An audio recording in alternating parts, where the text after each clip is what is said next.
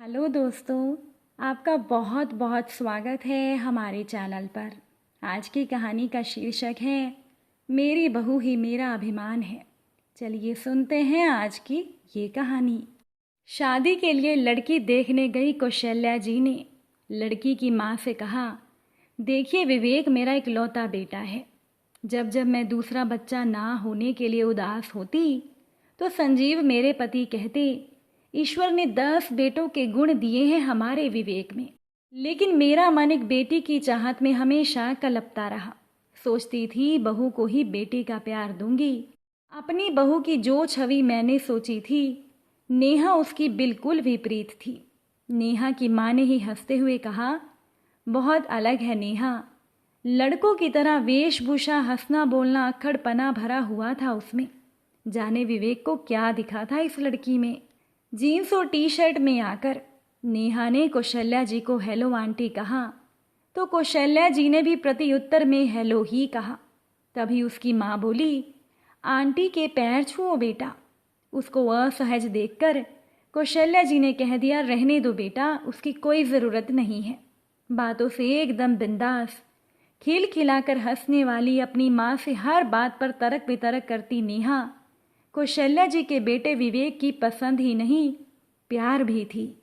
शादी की रस्मों के बाद नेहा कौशल्या जी के घर आ गई और विवेक और नेहा बाहर घूमकर वापस भी आ गए। अगले दिन से दोनों को ऑफिस जाना था। सुबह की नींद कौशल्या जी को बहुत प्यारी थी।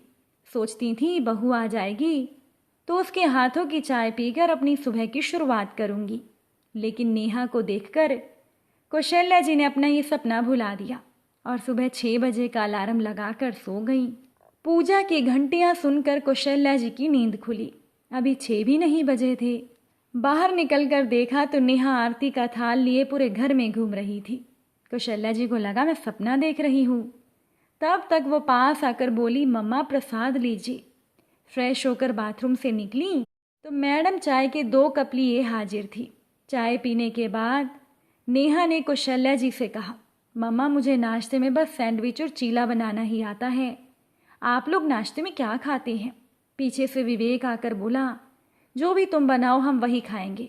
विवेक ने कौशल्या जी का हैरान चेहरा देखकर पूछा, क्या हुआ माँ, चाय पसंद नहीं आई? कौशल्या जी ने कहा, नहीं रे, इतनी अच्छी चाय तो खुद मैंने ही नहीं बनाई कभी। फिर कौशल्या जी ने नेहा से कहा, तुम्हें ऑफिस जाना है बेटा, तैयार हो जाओ। अभी मेड आ रही होगी, मैं उसके साथ मिलकर नाश्ता बना लूँगी। अरे नहीं मम्मा, नाश्ता तो मैं ही बनाऊँगी। फिर तो मैं पूरा दिन ऑफिस में रहूँगी तो घर पर सब आपको ही देखना पड़ेगा। नेहा कभी कोई मौका नहीं देती थी कमी निकालने का। साड़ी बहुत कम पहनती है और वो हर रोज़ सास ससुर के पैर भी नहीं छूती। उसकी आवाज़ भी धीमी नहीं है। उसे घर के काम भी नहीं आते। रोटी तो भारत के नक्शे जैसी बनाती है और जब गुस्साती है तो उफ पूछिए ही मत। वो एक आदर्श बहू की छवि से बिल्कुल जुदा है, लेकिन ये कमी दूर हो सकती है। खुशियों को भी कभी कभी नज़र लग जाती है। सब कुछ बहुत अच्छा चल रहा था कि कौशल्या जी के पति संजीव को हार्ट अटैक आ गया। कौशल्या जी उन्हें आईसीयू के बाहर से देख घंटों रोती रहती और उस समय नेहा ने कौशल्या जी को सास से माँ बना दिया। कौशल्या जी को अपनी बाहों में भरकर चुप कराती, ज़बरदस्ती अपने हाथों से खाना खिलाती, हर वक्त यही कहती, मम्मा पापा बिल्कुल ठीक हो जाएंगे, आप बिल्कुल भी चिंता मत करो। हॉस्पिटल के बिल, दवाइयों का खर्चा इस तरह से देती जैसे उसके अपने पापा का इलाज हो रहा हो। विवेक और कौशल्या जी के सामने मजबूत चट्टान बनी नेहा वास्तव में बहुत कोमल थी। घर आने के बाद भी संजीव का ख्याल वो उन दोनों से ज़्यादा रखती। अपनी नई नवेली शादी के बावजूद देर रात तक सास ससुर के साथ बैठी रहती। मासूम गुड़िया सी बहू का सपना देखने वाली सास को एक मजबूत बेटी मिल गई थी, जिसका चोला पाश्चात्य था पर दिल एकदम देसी था। और आज कौशल्या जी के जन्मदिन पर विवेक ने कहा, माँ तैयार हो जाइए, आपकी पसंद की साड़ी खरीदने बाजार चलते हैं। कौशल्या जी ने कहा, मुझे कुछ नहीं चाहिए विवेक, तूने नेहा के रूप में मेरी ज़िंदगी का सबसे बड़ा तोहफा दे दिया। अब कौशल्या जी की भीगी आंखें पोंछकर विवेक ने पूछा, वैसे कहाँ है आपकी दबंग बहू, जिसने अपनी दबंगई से आपका भी दिल जीत लिया? तब तक नेहा ने पीछे से आकर कौशल्या जी के गले में अपनी बाहें डालकर कहा, हैप्पी बर्थडे मम्मा, और एक पैकेट पकड़ाते हुए कहा, ये दुनिया की बेस्ट मम्मा के लिए। पैकेट खोलकर देखा तो उसमें कांजीवरम साड़ी थी, बिल्कुल वैसी ही जैसी कौशल्या जी हमेशा से लेना चाहती थी। कौशल्या जी के आश्चर्यचकित चेहरे को देखकर नेहा बोली, वो जब आप रेखा की तस्वीर गूगल पर सर्च करके घंटों देखती थी, तब मुझे समझ आ गया कि आप उन तस्वीरों में देखती क्या हैं। अपनी ज़ोरदार हंसी के साथ उसने फिर से कौशल्या जी को गले लगा लिया। खुशी में बहते आंसुओं को पोंछकर नेहा ने कहा, एक माँ के दिल की बात एक बेटी ही तो समझ ही जाती है ना मम्मा। कौशल्या जी ने उसे प्यार से गले लगाते हुए कहा, हाँ मेरी नेहा बेटी। संजीव जी भी बोल पड़े, आदर्शों नियमों पर पड़ गई भारी, सबसे प्यारी बहू हमारी। दोस्तों, अपनी बहू मेघा के मीठे स्वभाव पर मुग्ध होकर तथा उसके गुणों पर रीझ कर अक्सर उसकी सास उससे कहती, तुम मुझे हर जन्म में बहू के रूप में मिलो बेटी। मेघा को अक्सर ये बात परेशान करती थी कि उसकी माँ समान सासू माँ उसे बहू के रूप में क्यों पाना चाहती है, बेटी के रूप में क्यों नहीं। वह उनकी देखभाल, प्यार, सम्मान बिल्कुल अपनी जन्म देने वाली माँ के समान करती है। तो फिर एक बेटी तो माँ के दिल के सबसे ज़्यादा करीब होती है।